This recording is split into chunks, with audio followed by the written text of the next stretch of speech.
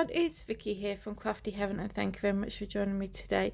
Today we have a new release from Creative Craft Products and this is their Alice in Wonderland paper collection. To make some samples using these products by Craftstash, and I did film a video with showing my samples, but I've actually deleted it, which I'm very annoyed about. So I haven't actually got the samples in person now, but I will put a picture of them up on the screen. You can also find the products and or my samples over on Craftstash, which I will link down below, and you can go and take a look at them.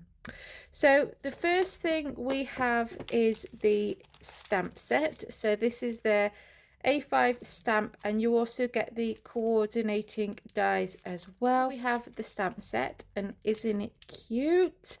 So obviously we've got the Queen of Hearts, the White Rabbit. We've got two different style of white rabbits there. We've got the Mad Hatter, we've got the Cheshire Cat, Alice in Wonderland. Then we've got the Tea Party, and then we've got different sentiments on there, and then you get the coordinating dies to cut them out so you don't have to fussy cut them.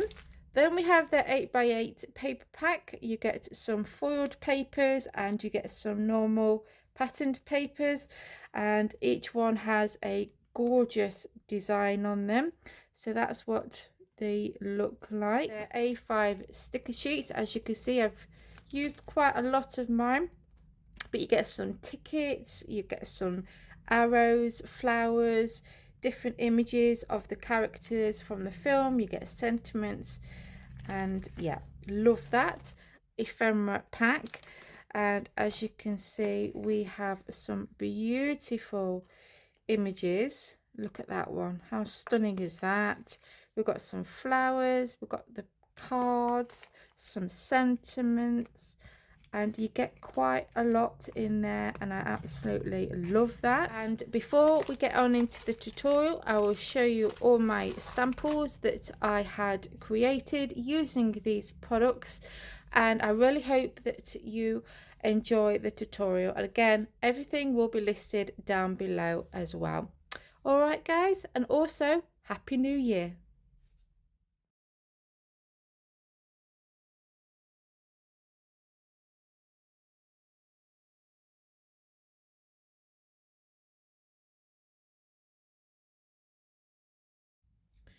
So to make this project, the stamp set I'm using is this one by Creative Craft, and it's the Alice in Wonderland A5 stamp and die set. And we get these gorgeous stamps here, and then we get the coordinating dies that can cut them out, so you don't have to fussy cut them out. So we're using that stamp set. To also go with this, we are using the Sheena, and it's the Floribunda Butterfly A5 stamp set, and all I'm using this for is the letter A. I really liked that style, so I'm going to be using that.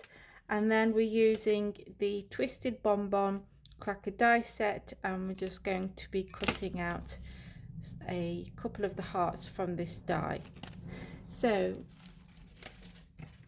to start off with, we're going to need some cardstock.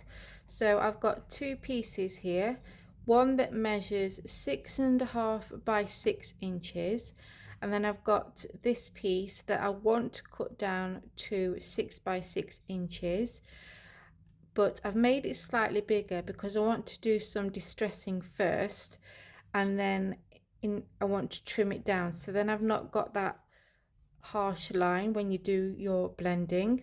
So I'm going to just put that to one side for the minute, and we're going to score this piece. So this is the 6.5 by 6, and along the 6.5 inch side you can either score it at 1/2 inch or at 6 inches. We're just wanting to make a 1/2 inch tab, so then we can join our two pieces of card together. So I'm going to fold that over, and we're going to put that to one side. So we're going to bring in this piece, which is the one that we're going to cut down to 6 by 6 after we've done our distressing. So I'm going to use my Distress Oxide Vintage Photo, and I'm wanting to give this a old feel to it. So on this side I had a test, and this is what I'm aiming for. So I'm going to use the back so then I can just do some blending off the card first. Be quite a light distressed look, and I don't care really if it's got the streaky lines on it. It just gives it that more of an aged look. Okay, so there we go. And now what I want to do is I want to trim this down to make it a 6 by 6 size,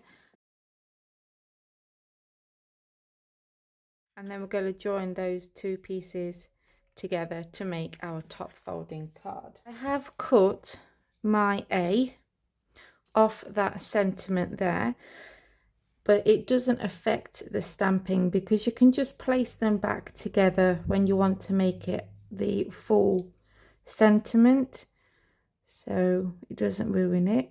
Place that in there. So I'm going to place that on there. I'm going to use my VersaFine black ink to stamp that up, and then just gently press that because I don't want it to smudge. And I missed the bottom part. Okay, there we go.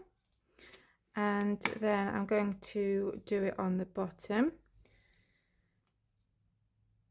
So I'm just going to gently place that on there. Okay, I've got this out. I'm going to stamp my white rabbit in the center. So I've got my white rabbit stamp from this stamp set here, and I want to place him at the top of my memento because I want to colour some of that image in. Oh, nope, that looks okay. Upside down and line up the feet.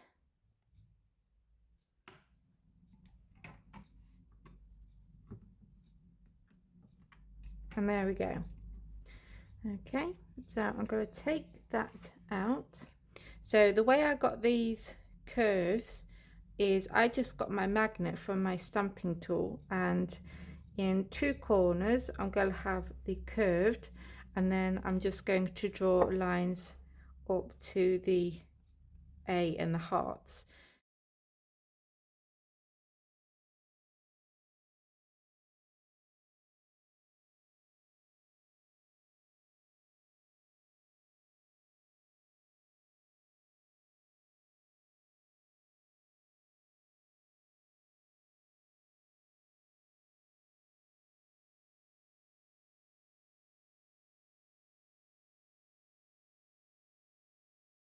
So I'm going to add a couple of hearts next to the A, and for that I'm using the heart die from the Simply Made Crafts Twisted Bonbon Cracker die set. So I'm going to die cut this out in white, and then I'm going to colour a couple of these hearts in red, and then we're going to glue them next to the A's.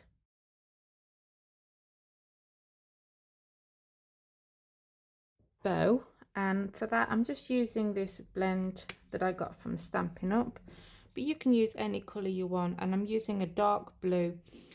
I thought I'd go for a darker blue because then it will, you know, stand out, and